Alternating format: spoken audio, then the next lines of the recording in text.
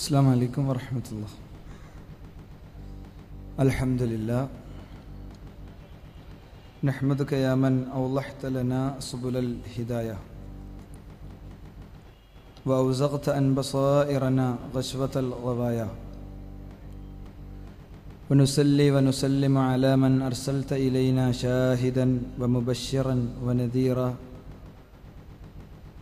وداعيا إلى الله بإذنه وهو سراجا منيرا. أعوذ بالله من الشيطان الرجيم. بسم الله الرحمن الرحيم. يا أيها الذين آمنوا أطيعوا الله وأطيعوا الرسول وأولي الأمر منكم فإن تنازعتم في شيء فردوه إلى الله والرسول إن كنتم تؤمنون بالله واليوم الآخر ذلك خير وأحسن تأويلا.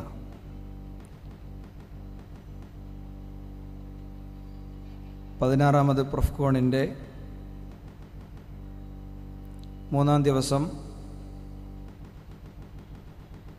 കഴിഞ്ഞ ദിവസങ്ങളുടെ തുടർച്ചയായി ഒരു വ്യവസ്ഥാപിതമായ കോഴ്സിൻ്റെ എല്ലാവിധ ഭാവങ്ങളോടും കൂടി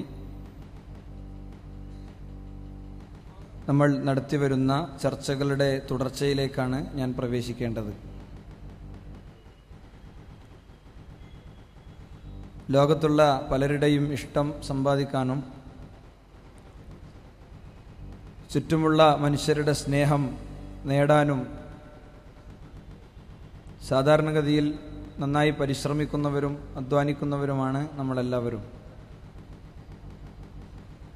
ആരെങ്കിലും എന്നെ വെറുക്കണമെന്ന് ആഗ്രഹിക്കുന്ന ആരും മനുഷ്യരുടെ കൂട്ടത്തിൽ ജീവിക്കുന്നില്ല. പതിനായിരങ്ങളെ കൊന്നൊടുക്കി അവരുടെ ശവക്കച്ചകൾക്ക് മുകളിൽ സിംഹാസനം നാട്ടി പൊട്ടിച്ചിരിക്കുന്ന ചക്രവർത്തിയും സാമൂഹിക സേവനത്തിൻ്റെ ഗോതയിൽ സജീവമായി പങ്കെടുക്കുന്ന സമൂഹത്തിൻ്റെ കണ്ണു തുടക്കുന്ന സാമൂഹ്യ സേവകനും എന്നുവേണ്ട ജീവിതത്തിൻ്റെ എല്ലാ അർത്ഥങ്ങളിലും എല്ലാ തലങ്ങളിലും നന്മയുടെ പക്ഷത്താണെങ്കിലും തിന്മയുടെ പക്ഷത്താണെങ്കിലും അണിനിരക്കുന്ന ആരും ആഗ്രഹിക്കുന്ന അടിസ്ഥാനപരമായ കാര്യമാണ് എന്നെ എല്ലാവരും സ്നേഹിക്കണം, എല്ലാവരും ഇഷ്ടപ്പെടണം എന്നത്.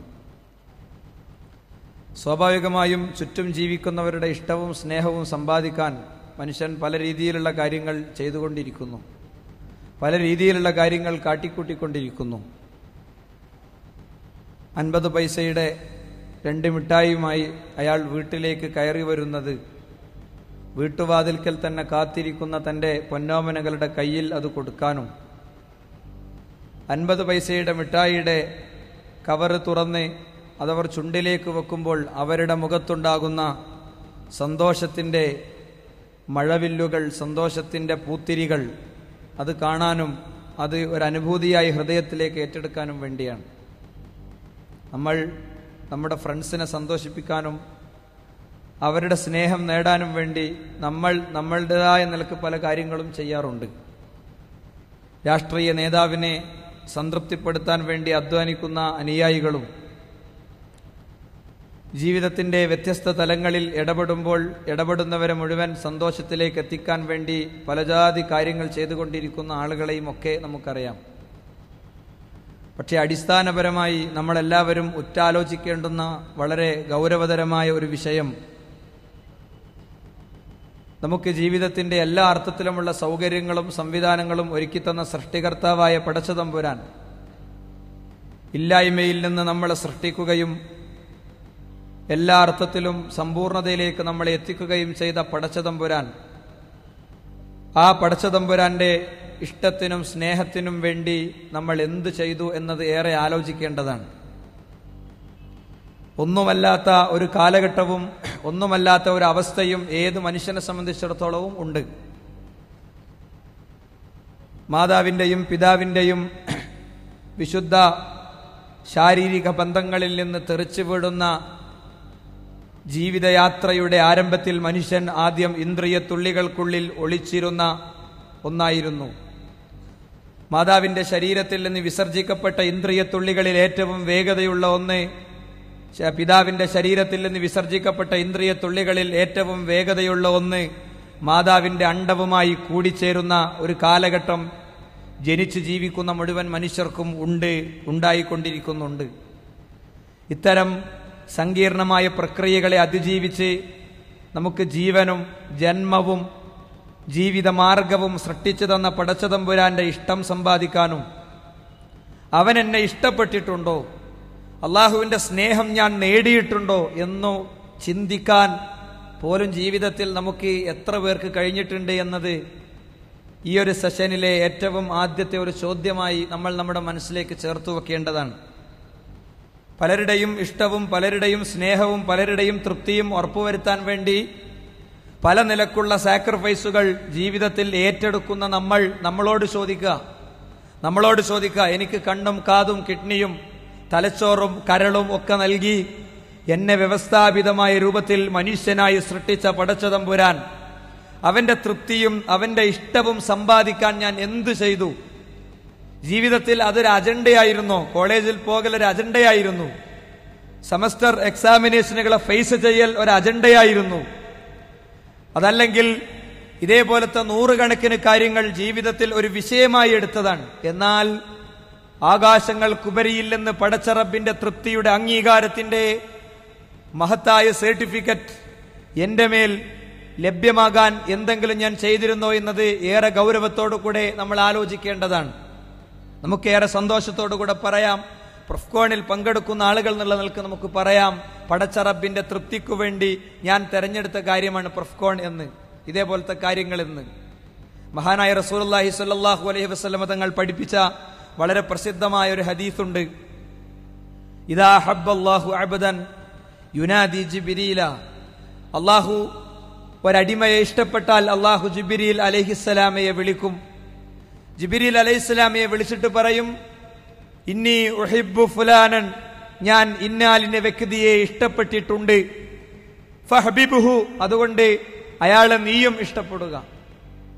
ലോകത്തെ കോടിക്കണക്കിന് മനുഷ്യരിൽ നിന്ന് ഏതോ ഒരു മനുഷ്യൻ ചെയ്ത സൽക്കർമ്മം കണ്ടപ്പോൾ, ഏതോ ഒരു മനുഷ്യൻ ചെയ്ത നന്മ കണ്ടപ്പോൾ, ഏതോ ഒരു മനുഷ്യന്റെ സ്വകാര്യ ജീവിതത്തിൽ അയാളെടുത്ത തീരുമാനം കണ്ടപ്പോൾ, മതപഠനത്തിനു വേണ്ടി അയാൾ തെരഞ്ഞെടുത്ത ഒരു വഴി കണ്ടപ്പോൾ, ആകാശങ്ങളിൽ നിന്ന് രാവിന്റെയും പകലിന്റെയും വ്യത്യാസമില്ലാതെ ഉറങ്ങാത്ത മയങ്ങാത്ത സൃഷ്ടാവിന്റെ ഉത്തരവ് വരികയാണ്, ഇന്നാലിന്ന ദേശത്തെ ഇന്ന വ്യക്തിയെ ഞാൻ ഇഷ്ടപ്പെട്ടിരിക്കുന്നു ജിബ്രീൽ, അതുകൊണ്ട് അങ്ങും ഇഷ്ടപ്പെടുക. അങ്ങനെ ജിബ്രീൽ അലൈഹിസ്സലാം ആ വ്യക്തിയെ ഇഷ്ടപ്പെട്ടു കഴിഞ്ഞാൽ ജിബ്രീൽ അലൈഹിസ്സലാം ചെയ്യുന്നത് ആകാശത്തേക്ക് വരുന്നു. എന്നിട്ട് ആകാശത്തുനിന്ന് പ്രഖ്യാപിക്കുന്നു, ഇന്നല്ലാഹ യുഹിബ്ബു ഫുലാനൻ, അള്ളാഹു ഇന്നാലിന്ന വ്യക്തിയെ ഇഷ്ടപ്പെട്ടിട്ടുണ്ട്, അതുകൊണ്ട് ആകാശത്തുള്ളവരെ, അള്ളാഹുവിന്റെ കോടിക്കണക്കിന് മലക്കുകളെ, നിങ്ങളും അള്ളാഹുവിനെ ഇഷ്ടപ്പെടുക, നിങ്ങളും ആ മനുഷ്യനെ ഇഷ്ടപ്പെടുക, നിങ്ങളും ആ മനുഷ്യനെ ഇഷ്ടപ്പെടുക. അതോടുകൂടെ ആകാശത്തെ കോടിക്കണക്കിന് മനുഷ്യർ, കോടിക്കണക്കിന് മലക്കുകൾ അയാളെ ഇഷ്ടപ്പെട്ടു, അയാളെ ഇഷ്ടപ്പെടും എന്നാണ്. നോക്കൂ നിങ്ങൾ, നമുക്ക് നമ്മളെക്കുറിച്ച് ആലോചിക്കാം. ജീവിതത്തിലെ വയസ്സെടുത്തു നോക്കിയാൽ ഞാൻ എത്ര രാത്രി പിന്നിട്ടു, എത്ര പകൽ പിന്നിട്ടു എന്നുള്ളത് നമുക്കൊക്കെ കിട്ടും. വേറെ ഗൗരവതരമായി ഞാൻ എടുക്കുന്ന ക്ലാസ്സിൽ നിങ്ങൾ ഗൗരവതരമായി ഒന്നും ആലോചിച്ചിട്ടില്ലെങ്കിലും ഈ ഒരൊറ്റ ചോദ്യത്തിന്റെ ഉത്തരം ഇവിടെ വെച്ച് മുതൽക്ക് കണ്ടെത്താൻ നമ്മൾ തീരുമാനിച്ചാൽ ജീവിതം ക്രമീകൃതമായി, ജീവിതത്തിൽ അള്ളാഹ്ക്ക് ഇഷ്ടമില്ലാത്തൊരു അജണ്ട ഉണ്ടാകൂല. നോക്കൂ നിങ്ങൾ, എന്താണ് എന്നെ സംബന്ധിച്ച് പടച്ച റബ്ബ് അങ്ങനെ പറഞ്ഞിട്ടുണ്ടാകുമോ? എന്റെ കഴിഞ്ഞകാല ജീവിതത്തിന്റെ രാപ്പകലുകൾക്കിടയിൽ അങ്ങനെ പറഞ്ഞിട്ടുണ്ടാകുമോ എന്നെക്കുറിച്ച്? എന്റെ പേരെടുത്തു പറഞ്ഞ്, എന്റെ നാടെടുത്തു പറഞ്ഞ്, എന്നെ കൃത്യമായി വേർതിരിച്ചെടുത്തു പറഞ്ഞ് ജിബ്രീൽ അലൈഹിസ്സലാമയോട് ഇഷ്ടപ്പെടാൻ ആവശ്യപ്പെടുകയും അതിന്റെ അടിസ്ഥാനത്തിൽ ആകാശത്തെ കോടിക്കണക്കിന് മലക്കുകൾക്ക് മധ്യത്തിൽ ജിബ്രീൽ അലൈഹിസ്സലാമ ലക്ഷോപലക്ഷം അമ്പിയാക്കളുടെ കാതുകളിൽ മാർഗദർശനത്തിന്റെ വെളിച്ചമെത്തിച്ച, മാനവരാശി ജീവിച്ച മുഴുവൻ പ്രദേശങ്ങളിലും കടന്നുവന്ന അമ്പിയാക്കളോട് സർവലോക സൃഷ്ടാവായ ദൈവത്തിന്റെ സ്വകാര്യങ്ങൾ, മനുഷ്യ ചരിത്രത്തിന്റെ മാർഗദർശനങ്ങൾ, നന്മയുടെ വെളിച്ചങ്ങൾ, നവോത്ഥാനത്തിന്റെ സന്ദേശങ്ങൾ കൈമാറിയ ആ ജിബ്രീലിന്റെ ചുണ്ടുകൊണ്ട് കോടിക്കണക്കിന് മലക്കുകൾ അത് പറഞ്ഞിട്ടുണ്ടാകുമോ? എന്റെ കർമ്മങ്ങളെ നിരന്തരം രേഖപ്പെടുത്തുന്ന മലക്കുകൾ അത് കേട്ടിട്ടുണ്ടാകുമോ എന്ന ചോദ്യം ഈ ഒരു സന്ദർഭത്തിൽ നമ്മുടെ മനസ്സിൽ നിന്ന് ഉയരേണ്ടതാണ്. ചിലപ്പോ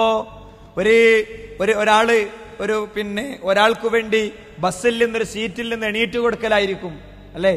നമ്മളെ കാഴ്ചയിൽ അയാൾ ആ ബസ്സിൽ നിൽക്കുന്ന വ്യക്തി അത്ര പ്രശ്നമുള്ള ആളൊന്നും ആകൂല. പക്ഷേ അയാൾ വളരെ ഗൗരവതരമായ ഒരു ശാരീരികമായ പ്രശ്നത്തിന് അയാളുടെ ആന്തരിക അവയവങ്ങളിൽ ഓപ്പറേഷൻ കഴിഞ്ഞ് വരികയാണ്. അയാൾക്ക് കാറിൽ യാത്ര ചെയ്യാനോ ടാക്സി വിളിക്കാനുള്ള ക്യാഷ് ഇല്ല. അതുകൊണ്ട് അയാളുടെ കൊച്ചുമകന്റെ കൂടെ അയാൾ കയറിയതാണ്. നമ്മൾ എണീറ്റ് കൊടുത്തു, അവിടെ ഇരുന്നു.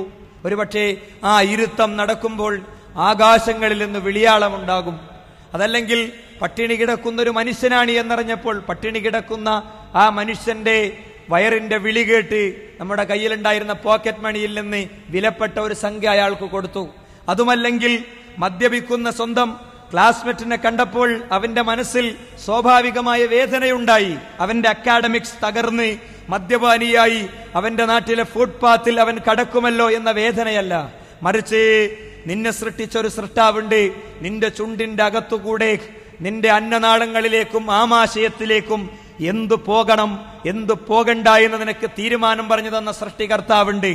ആ സൃഷ്ടികർത്താവിന്റെ തീരുമാനത്തിന് വിരുദ്ധമായി നീ ജീവിച്ചാൽ, വഴിമധ്യേ ക്ഷണിക്കാതെ എത്തുന്ന അതിഥി എത്തിയാൽ, സഹോദര നിന്നെ ഞാൻ സ്നേഹിച്ചിരുന്നു, നീയുമൊത്ത് ഞാൻ പാഡ് കെട്ടിയിരുന്നു, നിന്റെ കൂടെ ഞാൻ ക്രിക്കറ്റ് കളിച്ചിരുന്നു, നിന്റെ കൂടെ ഞാൻ ഫുട്ബോൾ കളിച്ചിരുന്നു, ഇന്ന് നമ്മുടെ ക്യാമ്പസിലെ നമ്മുടെ അഡ്മിനിസ്ട്രേറ്റീവ് ബ്ലോക്കിന്റെ പോർട്ടിക്കോയിൽ ഞാനും നീയും ഇരുന്ന് പലജാതി കഥകൾ പറഞ്ഞിരുന്നു എങ്കിൽ ഇത് മുഴുവൻ സാക്ഷിയാക്കപ്പെടുന്ന പരലോകത്ത് നിനക്ക് ഞാൻ ഈ വിഷയം കൈമാറിയിട്ടില്ലെങ്കിൽ അതിന്റെ പേരിൽ ശക്തമായ ചോദ്യങ്ങൾ വരും എന്ന ആധിയോടുകൂടെ അവന്റെ തോളിൽ കൈയിട്ട് അവന് സാധാരണ ഈ പണിക്ക് പോകുന്നതിന്റെ തൊട്ടു മുമ്പ് അവനെയും വിളിച്ച് ഒരു ഒഴിഞ്ഞ സ്ഥലത്ത് പോയിരുന്ന് അവന് നമ്മൾ നന്മകൾ പറഞ്ഞു കൊടുത്തുകൊണ്ടിരിക്കുമ്പോൾ ആകാശങ്ങളിൽ നിന്ന് വിളിയാളം വരും.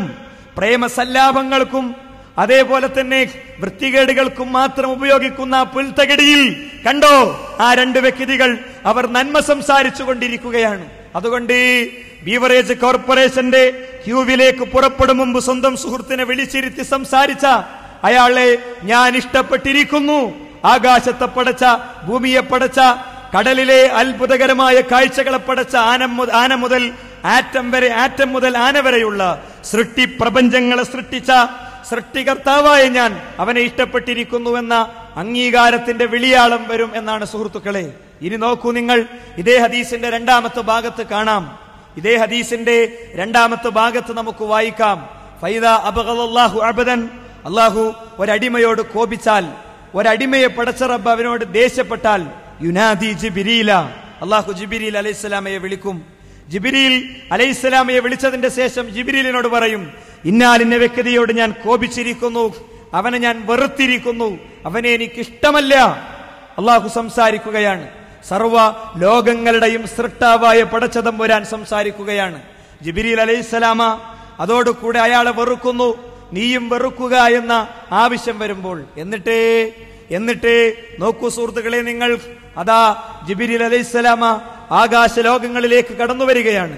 ആകാശലോകത്തെ കോടാനക്കോടി മലക്കുകൾ, എണ്ണമറിയാത്ത മലക്കുകൾ, വ്യത്യസ്ത ഉത്തരവാദിത്തങ്ങളുള്ള മലക്കുകൾ, ആ മലക്കുകൾക്ക് ഇടയിൽ ആ പ്രഭാതത്തിൽ, ആ രാത്രിയിൽ, ആ മധ്യാഹ്നത്തിൽ, അല്ലേ ഏതോ ഒരു സമയത്ത് ആ വ്യക്തിയെ കുറിച്ച് പറയാൻ, ഇന്നാലിന്ന വ്യക്തിയെ പടച്ചവൻ കോപിച്ചിരിക്കുന്നു, അതുകൊണ്ട് നിങ്ങളും അവനെ വെറുക്കുക. നിങ്ങളും അവനെ വെറുക്കുക.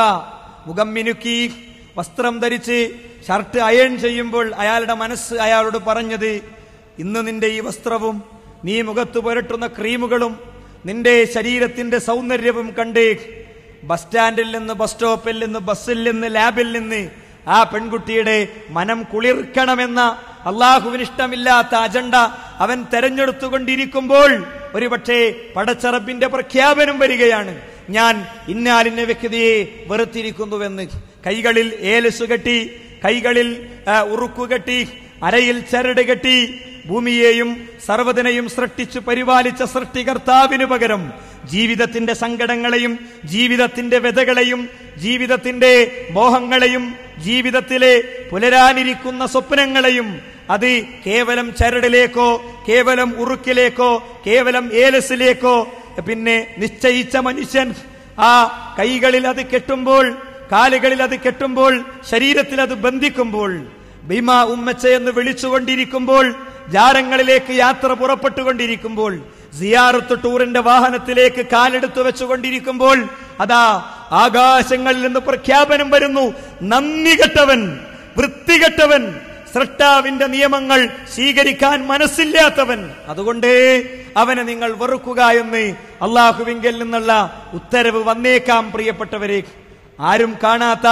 തന്റെ റൂമിലെ തന്റെ മേശപ്പുറത്തിരുന്ന് ആ വ്യത്യസ്തമായ പേരുകളിൽ എഴുതിവെച്ച, വ്യത്യസ്തമായ കോണ്ടാക്റ്റുകളിൽ എഴുതിവെച്ച, ആർക്കും தெரியாത്ത കോണ്ടാക്റ്റുകളിൽ നിന്ന് രാത്രി 12 മണിക്ക് സെൽഫോൺ കമ്പനികൾ നൽകിയ ഓഫറുകൾ അനുസരിച്ച് കോള് പോവുകയാണ്. കോള് പോകുമ്പോൾ ആ പോകുന്ന കോളിന്റെ അങ്ങേ തലക്കൽ തനിക്ക് സംസാരിക്കൽ നിഷിദ്ധമായ ഒരു സ്ത്രീയോടുള്ള ലൈംഗിക ചുവയാർന്ന സംസാരമാണെങ്കിൽ അവിടെ പടച്ചറബിന്റെ പ്രഖ്യാപനം വരികയാണ്. മനസ്സ് പ്രേരിപ്പിക്കുന്ന സ്വർഗരതിയിലേക്ക് ശരീരവും മനസ്സും ഒന്നു ചേരുമ്പോൾ ഒരുപക്ഷേ ആകാശങ്ങളിൽ നിന്ന് പ്രഖ്യാപനം വരികയാണ്. നന്മയുടെ സദസ്സുകളെ ബഹിഷ്കരിച്ച്, ലാ ഇലാഹ ഇല്ലല്ലാഹുവിന്റെ അജണ്ടകളെ ബഹിഷ്കരിച്ച്, മതത്തിന്റെ അധ്യാപനങ്ങളെ തിരസ്കരിച്ച്, മതം പഠിക്കാനുള്ള ഇടങ്ങളെയും അവസരങ്ങളെയും ഒഴിവാക്കി ജീവിതത്തിലെ കേവലമായ സന്തോഷങ്ങൾക്ക് വേണ്ടി, കേവലമായ റിലാക്സേഷനുകൾക്ക് വേണ്ടി വഴിമാറിപ്പോകുമ്പോൾ ഒരുപക്ഷെ ഇത്തരം പ്രഖ്യാപനങ്ങൾ വരികയാണ്. ഞാൻ പറയുന്നത്, നമുക്ക് ഇതാ ഈ പ്രോഫ്കോണോട് കൂടെ ഒരു അജണ്ട ലഭിക്കേണ്ടതുണ്ട്. അജണ്ടയുടെ പ്രത്യേകത ആശങ്ക നമുക്ക് നൽകുന്ന അജണ്ടയാണ്. ജീവിതത്തിൽ ഒരുപാട് തവണ വ്യത്യസ്ത കാരണങ്ങൾ കൊണ്ട് ആശങ്കപ്പെട്ടിട്ടുണ്ട് നമ്മൾ, വ്യത്യസ്ത കാരണങ്ങൾ കൊണ്ട് ഉത്കണ്ഠപ്പെട്ടിട്ടുണ്ട് നമ്മൾ, ടെൻഷൻ സഹിക്കവയ്യാതെ അസ്വസ്ഥരായി ദേഷ്യപ്പെട്ടിട്ടുണ്ട് നമ്മൾ, ടെൻഷൻ സഹിക്കവയ്യാതെ ബോധക്ഷയത്തിലേക്ക് പോയിട്ടുണ്ട് നമ്മൾ, ടെൻഷൻ സഹിക്കവയ്യാതെ സൈക്യാട്രിസ്റ്റിനെയും സൈക്കോളജിസ്റ്റിനെയും സമീപിക്കേണ്ടി വന്നിട്ടുണ്ട് നമ്മൾ.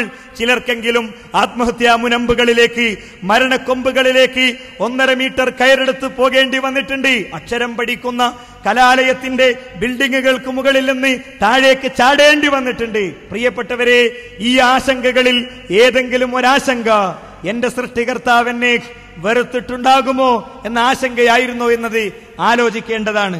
തന്റെ ഫോണിൽ കേട്ട ശബ്ദം ഉപ്പക്ക് സുഖമില്ല എന്നാണ്. മിംസ് ഹോസ്പിറ്റലിലേക്ക് ഓടിക്കിതച്ചെത്തുമ്പോൾ അതാ ഐസിയുവിന്റെ മുന്നിൽ, NICUവിന്റെ മുന്നിൽ, PICUവിന്റെ മുന്നിൽ, SICUവിന്റെ മുന്നിൽ തന്നെയും കാത്തിരിക്കുന്ന ബന്ധുക്കൾ, നിറക്കണ്ണുകളോടുകൂടെ കാത്തു നിൽക്കുന്ന ബന്ധുക്കൾ കാണിച്ചു കൊടുത്തു, അതാ അവിടെ 4ാമത്തെ ബെഡിൽ കിടക്കുന്നതാണ് ഉപ്പ എന്ന്. അല്ലെ, മെഡിക്കൽ ഇൻസ്ട്രുമെന്റ്സുകൾക്ക് മധ്യത്തിൽ വേദന സഹിക്കവയ്യാതെ കിടക്കുന്ന ഉപ്പയെ കണ്ടപ്പോൾ ആശങ്കപ്പെട്ടിട്ടുണ്ട്. ആശങ്കയിൽ നിറഞ്ഞു നിന്ന ചോദ്യം വിവാഹപ്രായമെത്തിയ സ്വന്തം പെങ്ങളെയും അതേപോലെ തന്നെ 1ാം ക്ലാസ്സിൽ പഠിക്കുന്ന മോനെയും, ജീവിതത്തിൽ തന്റെ പഠനം പൂർത്തിയാക്കാതെ താൻ ഏതെങ്കിലും ഒരു ഷോപ്പിൽ പോയി ജോലി ചെയ്യുന്നതുമൊക്കെയായിരിക്കും.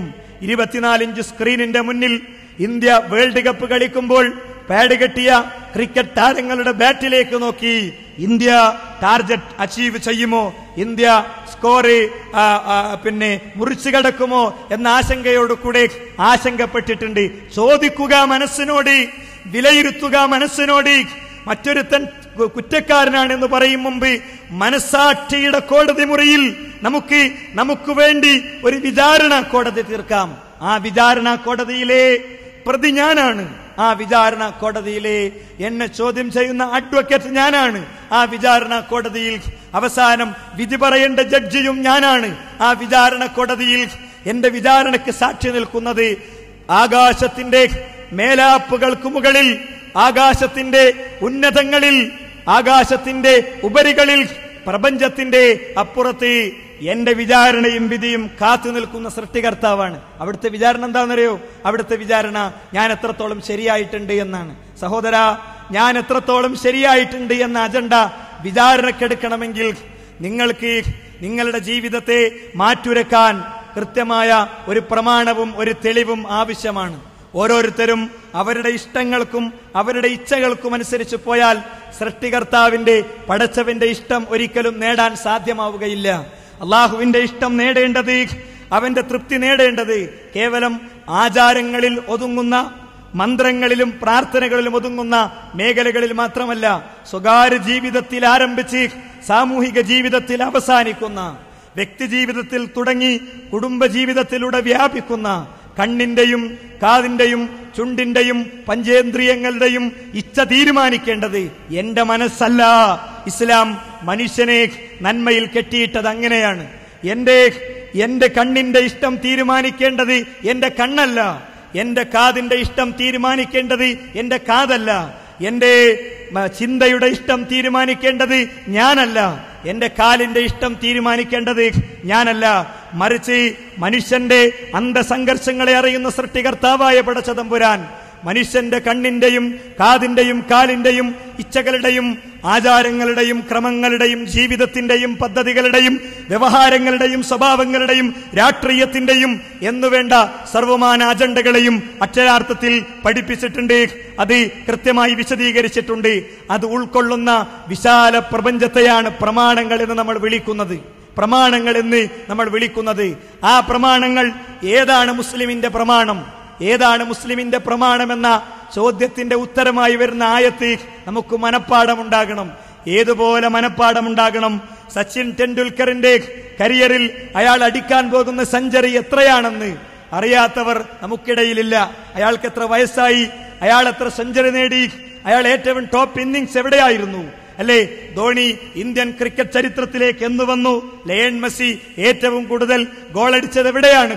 ഇവിടെ പൊളിറ്റിക്കൽ രംഗത്തുള്ള അജണ്ടകൾ ഒക്കെ നമുക്കറിയാം. പക്ഷേ ജീവിതത്തെ നിർമ്മാണാത്മകമായി നയിക്കേണ്ട മരണം വരുമ്പോൾ എവിടെയോ ഒരു ടാങ്കർ ലോറിയുടെ അടിയിൽ കിടന്ന് ചിതറിത്തെറിക്കുന്ന മസ്തിഷ്കങ്ങൾക്കു മധ്യത്തിൽ നിന്ന് ജീവൻ പിടിച്ചെടുക്കപ്പെടുമ്പോൾ, അതുമല്ലെങ്കിൽ ഒരു തളർച്ച, അല്ലെ, അതുമല്ലെങ്കിൽ ശരീരത്തിൽ പ്രത്യക്ഷപ്പെട്ട ഒരു മുഴ, ബയോപ്സി റിപ്പോർട്ട് നൽകുന്നത് താങ്കൾക്ക് മാരകമായ രോഗമുണ്ട് എന്നാണ്.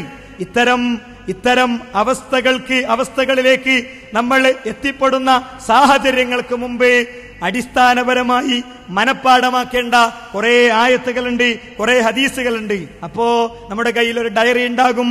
നമ്മുടെ തിയറി ക്ലാസ്സിലേക്ക് പോകുമ്പോൾ നമുക്ക് നോട്ട്ബുക്ക് ഉണ്ട്. നമ്മുടെ പ്രാക്ടിക്കൽ ക്ലാസ്സിലേക്ക് പോകുമ്പോൾ നമുക്ക് നോട്ട്ബുക്ക് ഉണ്ട്. നമുക്ക് നമ്മുടെ വരവ് ചെലവ് കണക്കുകൾ എഴുതാൻ ഇത്തിരി പോന്നൊരു നോട്ട് നമ്മുടെ പോക്കറ്റിലുണ്ട്. എങ്കിൽ ഈ പ്രോഫ്കോണോട് കൂടെ മതപരമായ കാര്യങ്ങൾ എഴുതാനും പഠിക്കാനും നമുക്കൊരു ചെറിയ ഡയറി ഉണ്ട്, അല്ലെ? ഒരു ചെറിയ കുറിപ്പുണ്ട്. ആ കുറിപ്പിൽ എഴുതി വെക്കേണ്ട ആയത്താണ്. ഖുർആൻ 4-ാമത്തെ അധ്യായം സൂറത്ത് നിസാഇന്റെ 59-ാമത്തെ വചനത്തിൽ പറഞ്ഞു. എന്താ അല്ലാഹു പറയാണ്? യാ അയ്യുഹല്ലദീന ആമനൂ, ഓ സത്യവിശ്വാസികളെ, അത്തിഉല്ലാഹ വഅത്തിഉർ റസൂൽ, നിങ്ങൾ അല്ലാഹുവിനെയും റസൂലിനെയും അനുസരിക്കണേ. വഉലിൽ അംരി മിൻകും, നിങ്ങളിലെ കൈകാര്യകർത്താക്കളെയും നിങ്ങൾ അനുസരിക്കണേ. എന്നിട്ട് ബാക്കി നമ്മൾ കേൾക്കുക.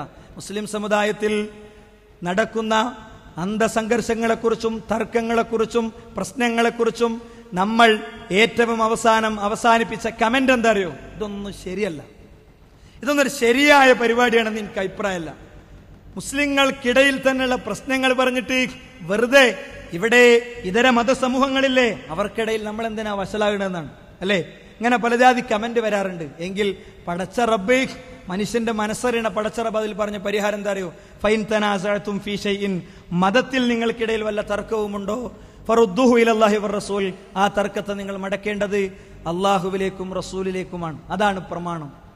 അല്ലാഹുവിലേക്കും റസൂലിലേക്കുമാണ്. അല്ലാഹുവിന്റെ ഖുർആൻ, അതിൽ നിന്ന് തീരുമാനം കണ്ടെത്തണം. എന്തിലെ? എല്ലാറ്റിലും. ഒരു മുസ്ലിമിന്റെ ജീവിതത്തിലെ എല്ലാ കാര്യത്തിലും, രാഷ്ട്രീയമാണെങ്കിലും മതമാണെങ്കിലും, അത് ഫ്രണ്ട്സിനോടുള്ള നിലപാടാണെങ്കിലും മാതാപിതാക്കളോടുള്ള നിലപാടാണെങ്കിലും, സമൂഹത്തിലെ തന്റെ റോളാണെങ്കിലും, തിന്മകൾ നിലനിൽക്കുന്ന അന്തരീക്ഷത്തിലെ തന്റെ ദാവ അജണ്ടയാണെങ്കിലും ഒക്കെ ഒരു മുസ്ലിമിനെ സംബന്ധിച്ചിടത്തോളം അത് ബാധ്യതയാണ്, അല്ലെ? അങ്ങനെയാണെങ്കിൽ ആ രണ്ട് പ്രമാണങ്ങളിൽ 2-ാമത്തെ പ്രമാണം എന്ന് പറയുന്നത് മുഹമ്മദ് റസൂലുള്ളാഹി സ്വല്ലല്ലാഹി അലൈഹി വസല്ലം തങ്ങളുടെ ചര്യയാണ്. അക്ഷരാർത്ഥത്തിൽ 23 കൊല്ലത്തെ ദീർഘമായ എന്നാൽ ചുരുങ്ങിയ ജീവിത കാലഘട്ടം. ഹിറാ ഗുഹയിൽ താൻ പ്രാർത്ഥനാ നിമഗ്നനായിരിക്കുമ്പോൾ 600 ചിറകുകളുള്ള, താൻ ഒരിക്കലും കാണാത്ത ഒരു അള്ളാഹുവിന്റെ സൃഷ്ടി പ്രത്യക്ഷപ്പെട്ട് മനുഷ്യ ചരിത്രത്തിന്റെ പ്രബോധന അജണ്ട ഏൽപ്പിച്ച അന്ന് മുതൽക്ക് മാനവരാശി ചെയ്തു തീർക്കേണ്ട ദൗത്യങ്ങളുടെ മുഴുവൻ മാർഗദർശനങ്ങളെയും അവിടുന്ന് കാണിച്ചു. പിതാവായിരിക്കുമ്പോൾ തന്നെ സൈന്യാധിപനായിരിക്കുമ്പോൾ തന്നെ ഭരണാധികാരി ആയിരിക്കുമ്പോൾ തന്നെ മദീനയിലെ ഓലമേഞ്ഞ കുടിലുകളിൽ രോഗത്തിന്റെ വേദന അനുഭവിക്കുന്ന മനുഷ്യർക്ക് പെയിൻ കില്ലറുകളില്ലാത്ത കാലത്ത് വരി കൊണ്ട്, അക്ഷരം കൊണ്ട്, സ്വാന്തനം കൊണ്ട്, സ്പർശനങ്ങൾ കൊണ്ട് അവർക്ക് മഹത്തായ പെയിൻ കില്ലറുമായി എത്തുന്ന രോഗസന്ദർശകനായി മൊബൈൽ ഫോണും സെൽഫോണും ഇന്റർനെറ്റും അതേപോലെ ബൈക്കും കാറും അതേപോലെ ഫ്ലൈറ്റും മനുഷ്യ യാത്രകൾക്ക് വേഗത സമ്മാനിക്കുന്ന ഒന്നുമില്ലാത്ത കാലഘട്ടങ്ങളിൽ നെപ്പോളിയൻ ബോണോപാർട്ടിന്റെ അദ്ദേഹത്തിന്റെ ഭരണം പിടിക്കാനുള്ള യാത്രകളെ സംബന്ധിച്ച് ഗൂഗിൾ മാപ്പിൽ അയാളുടെ യാത്രകളുടെ മാപ്പ് കാണാൻ കഴിയുമെങ്കിൽ ഗൂഗിൾ മാപ്പിൽ നിങ്ങൾക്ക് കാണാൻ കഴിയാത്ത യാത്രയുടെ ചരിത്രമുണ്ട്. എന്താ യാത്രയുടെ ചരിത്രം? മറ്റൊന്നുമല്ല, റസൂലുള്ളാഹി സ്വല്ലല്ലാഹു അലൈഹി വസല്ലം തങ്ങൾ നടത്തിയ, അദ്ദേഹത്തിന്റെ അനുയായികളിലൂടെ നടത്തിയ യന്ത്രം വെച്ച കപ്പലില്ലാത്ത കാലത്ത് അറേബ്യൻ സമൂഹത്തിന്റെ 4 അതിർത്തികൾ ഭേദിച്ച് ലോകത്തെ വ്യത്യസ്ത രാഷ്ട്രങ്ങളിലേക്ക് നടത്തിയ യാത്ര. ഈ യാത്രകളിലൂടെ പ്രവാചക തിരുമേനി സല്ലല്ലാഹു അലൈഹി വസല്ലം തങ്ങൾ നൽകിയ മാർഗദർശനത്തിന്റെ വെളിച്ചമടങ്ങുന്ന ഹദീസുകളുടെ ലോകമുണ്ട്, പ്രമാണങ്ങളുടെ ലോകമുണ്ട്. മുസ്ലിമിനെ സംബന്ധിച്ചിടത്തോളം ഏതാണ് പ്രമാണമെന്ന് ചോദിച്ചാൽ നമുക്ക് ഉറക്കെ പറയാം, 1 ഖുർആനാണ്, 2 ഹദീസാണ്, 2 സുന്നത്താണ്. എന്താണ് സുന്നത്ത്? സുന്നത്ത് എന്ന് പറയുന്നത് അഖ്വാലു മുഹമ്മദിൻ സ്വല്ലല്ലാഹു അലൈഹി വസല്ലം വഅഫ്ആലുഹു വതഖ്രീറാത്തുഹു. പ്രവാചക തിരുമേനി മതത്തിന്റെ പേരിൽ സംസാരിച്ച വാചകങ്ങൾ, മതത്തിന്റെ പേരിൽ ചെയ്തു കാണിച്ച കർമ്മങ്ങൾ, അവിടുത്തെ സാന്നിധ്യത്തിൽ അല്ലെങ്കിൽ അവിടുത്തെ അറിവോട് കൂടെ സ്വഹാബികൾ ചെയ്ത കാര്യങ്ങൾ, ഇതിനാണ് സുന്നത്ത് എന്ന് പറയാം. അല്ലെ? സുന്നത്ത് എന്ന് പറഞ്ഞാൽ സാധാരണ നമ്മൾ കാണലുണ്ട് സുന്നത്ത് ക്യാമ്പ്. ആ സുന്നത്ത് ക്യാമ്പ് അല്ല. ഇത് സുന്നത്ത് എന്ന് പറയുന്നത് പ്രവാചകൻ സല്ലല്ലാഹു അലൈഹി വസല്ലം തങ്ങളുടെ വാക്കുകൾ, പ്രവർത്തനങ്ങൾ, അംഗീകാരങ്ങൾ, മതത്തിന്റെ ഇതായി റസൂലുള്ള പഠിപ്പിച്ച എല്ലാ കാര്യങ്ങളും, വാക്കുകൾ. നിസ്കാരം ചെയ്തു കാണിച്ചു, നിസ്കാരം, അല്ലേ? നോമ്പ്. ഇനി റസൂലുള്ളാഹി സ്വല്ലല്ലാഹു അലൈഹി വസല്ലം തങ്ങളുടെ സദസ്സിൽ വെച്ച് ഒരു സ്വഹാബി ഒരു കാര്യം പറഞ്ഞു, നബി അത് ശരിയാന്ന് പറഞ്ഞു, അല്ലെങ്കിൽ മൗനം പാലിച്ചു. ഇതൊക്കെ പ്രവാചകന്റെ സുന്നത്താണ്, ചര്യയാണ്. ഇതിന് ഈ സുന്നത്തടങ്ങുന്ന വിശാലമായ ലക്ഷക്കണക്കിന് ഹദീസുകൾ അടങ്ങുന്ന ഈ ഏരിയ നമ്മുടെ പ്രമാണമാണ്. ഏതുപോലെ പ്രമാണമാണ്? ഖുർആൻ ഏതുപോലെ പ്രമാണമാണോ അതുപോലെ പ്രമാണമാണ്. ഖുർആൻ ഏതുപോലെ തെളിവാണോ അതുപോലെ തെളിവാണ്. ഖുർആൻ ഏതുപോലെ സ്വീകരിക്കണോ അതുപോലെ സ്വീകരിക്കണം. അത് ഹദീസിലല്ലേ ഉള്ളൂ എന്ന് ചോദിക്കാൻ ഒരു മുസ്ലിമിന് പറ്റൂല. എന്തുകൊണ്ട്? ളുഹർ പ്രവാചക തിരുമേനി സല്ലല്ലാഹു അലൈഹി വസല്ലം തങ്ങൾ പഠിപ്പിച്ച സുന്നത്താണ്. അസ്ർ പ്രവാചക തിരുമേനി സല്ലല്ലാഹു അലൈഹി വസല്ലം തങ്ങൾ പഠിപ്പിച്ച സുന്നത്താണ്. ളുഹർ നിസ്കരിച്ചിട്ടില്ലെങ്കിൽ കുഴപ്പമുണ്ടോ? ഉണ്ട്.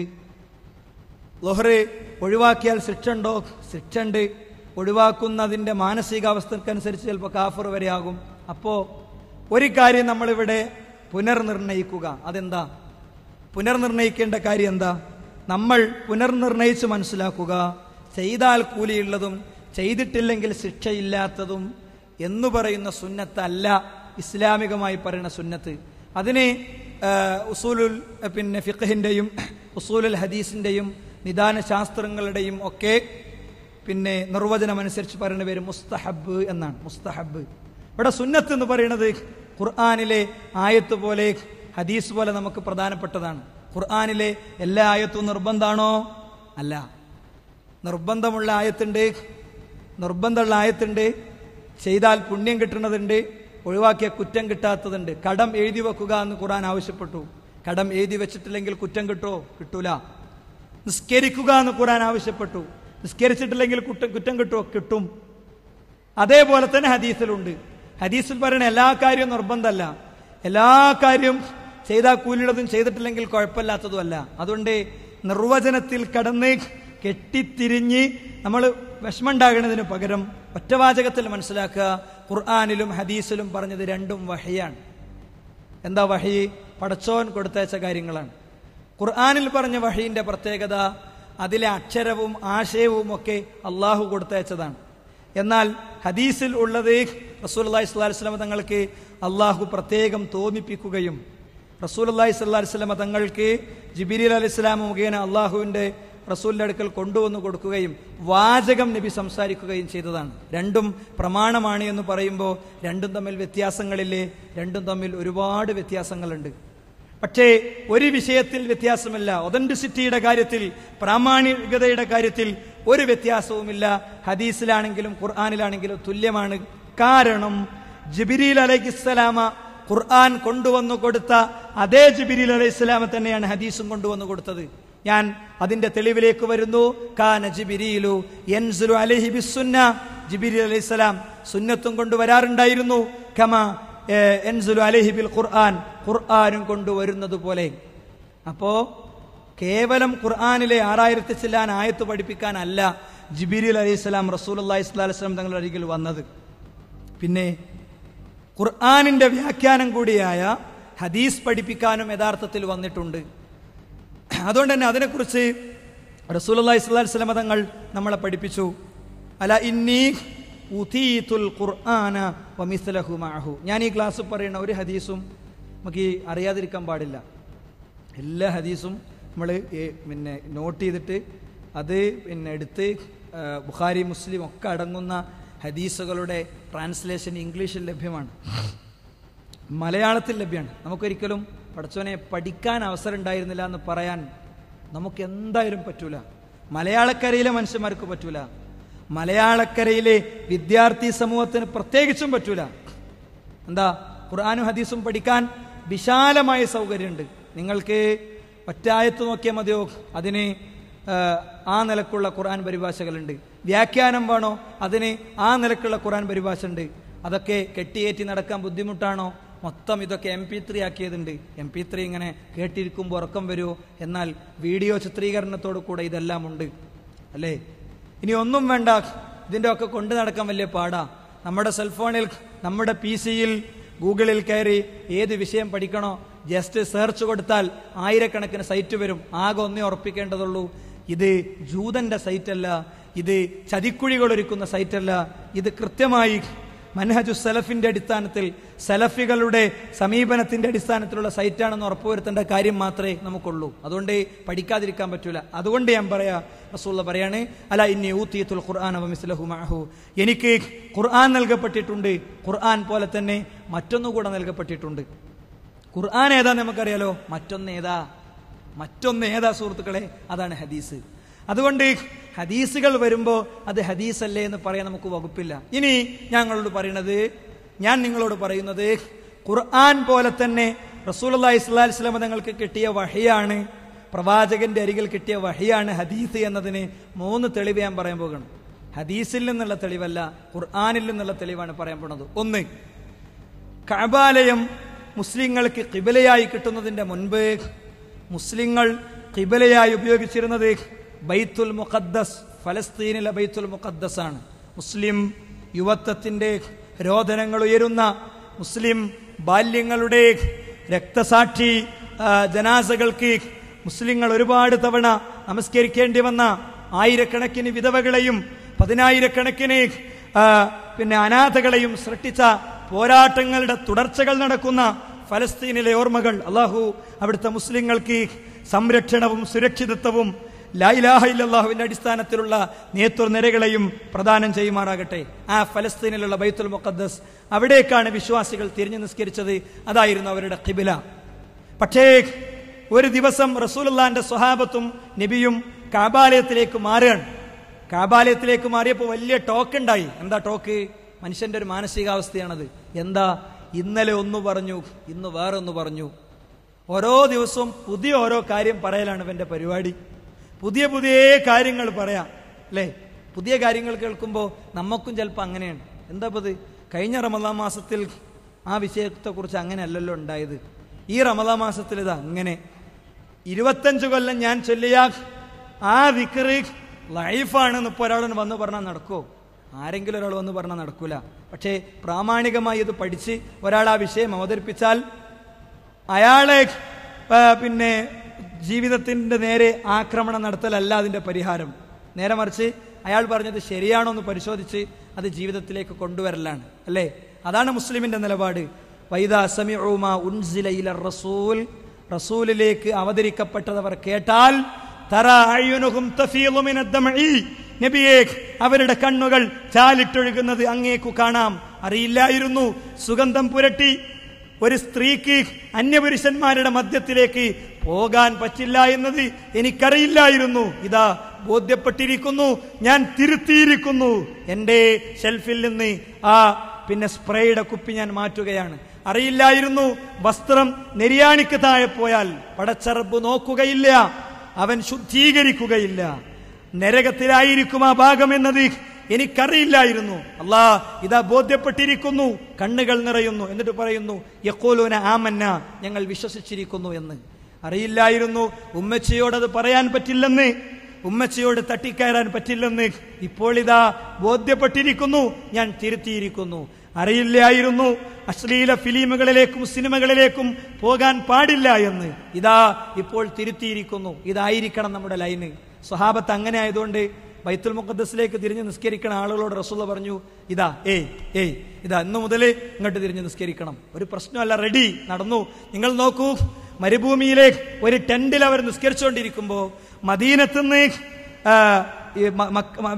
ഈ ആയത്തിറങ്ങിയതിന്റെ ശേഷം അവിടെ ചെന്ന് മക്കയിലെ നിസ്കാരം കഴിഞ്ഞ് അവിടെ ചെന്ന ഒരു സ്വഹാബി ബൈത്തുൽ മുഖദ്ദസിലേക്ക് തിരിഞ്ഞ് നിസ്കരിക്കുന്ന ആളുകളുടെ അടുത്ത് ആയത്തിന്റെ ഓതിയോടുകൂടെ നിസ്കാരത്തിൽ തിരിഞ്ഞു അല്ലേ? ഇവിടെ നമുക്ക് അന്വേഷിക്കാനുള്ള പോയിന്റ് എന്താ അറിയോ? റസൂലുള്ളാഹി സ്വല്ലല്ലാഹി അലൈഹി വസല്ലം തങ്ങൾ കഅബാലയത്തിലേക്ക് തിരിഞ്ഞത് ആയത്തിന്റെ അടിസ്ഥാനത്തിലാണ്. എന്താ?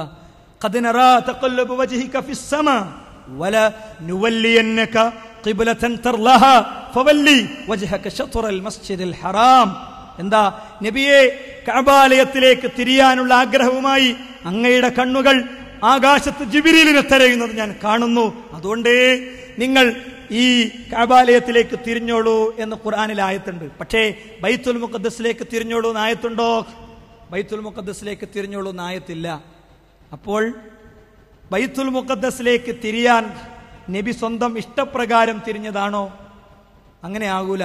കാരണം പ്രവാചക തിരുമേനി സല്ലല്ലാഹു അലൈഹി വസല്ലം തങ്ങളെ സംബന്ധിച്ച് ഖുർആൻ പറഞ്ഞത് വമാ യൻതിഖു അനിൽ ഹവാ ഇൻ ഹുവ ഇല്ലാ വഹ്യു യൂഹാ. പ്രവാചക തിരുമേനി സ്വയം സംസാരിക്കുന്നവനല്ല, അള്ളാഹുവിന്റെ നിർദ്ദേശപ്രകാരം മാത്രമേ സംസാരിക്കുള്ളൂ. മാത്രല്ല, ബൈത്തുൽ മുഖദ്ദസിലേക്ക് വിശ്വാസികൾ തിരിഞ്ഞു നമസ്കരിക്കണമെന്ന ഖുർആനിലില്ലാത്ത ഒരു വഹ്യ് പ്രവാചകന്റെ കാതിൽ ജിബ്രീൽ ഓതി കേൾപ്പിച്ചിരുന്നുവെന്നത് ബൈത്തുൽ മുഖദ്ദസിലേക്ക് തിരിഞ്ഞ്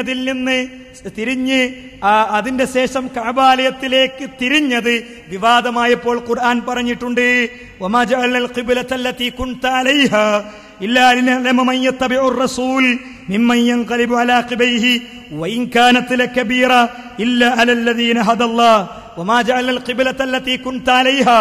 നബിയെ, അങ്ങ് തിരിഞ്ഞിരുന്ന പ്രവാചകന്മാരുടെ ഓർമ്മകൾക്ക് ഊടും പാവും നൽകുന്ന ഓർമ്മകളുടെ ചരിത്രത്തിലെ ഉജ്ജ്വലമായ മണ്ണായി മാറിയ ഫലസ്തീനിലെ ബൈത്തുൽ മുഖദ്ദസിലേക്ക് അങ്ങ് തിരിഞ്ഞത് സൃഷ്ടികർത്താവായ എന്റെ ഉത്തരവ് പ്രകാരം തന്നെയായിരുന്നു. എങ്കിൽ ആ ഉത്തരവ് എവിടെ പോയി? ആ ഉത്തരവാണ് നിങ്ങൾ എന്റെ കൂടെ ഉണ്ട് എന്ന് ഞാൻ മനസ്സിലാക്കുന്നു. അല ഇന്നി ഊതീതുൽ ഖുർആന വമിസ്ലഹു മഅഹു, എനിക്ക് ഖുർആൻ നൽകപ്പെട്ടിരിക്കുന്നു, അതിന്റെ കൂടെ വേറൊന്നുകൂടെ നൽകപ്പെട്ടിരിക്കുന്നു എന്ന് പറയുന്നത്. അതാണ് ഖുർആനിന്റെ പുറത്തുള്ള വഹ്യ്, അതാണ് ഹദീസ്, അതാണ് സുന്നത്ത്, അതാണ് ബുഖാരിയിലുള്ളത്, അതാണ് മുസ്ലിമിലുള്ളത്, അതാണ് അതുപോലത്തെ ഗ്രന്ഥങ്ങളിൽ ഉള്ളത്. ക്ലിയർ ആണോ? എങ്കിൽ രണ്ടാമത്തെ തെളിവിലേക്ക് ഞാൻ വരുന്നു. അതെന്താണ്?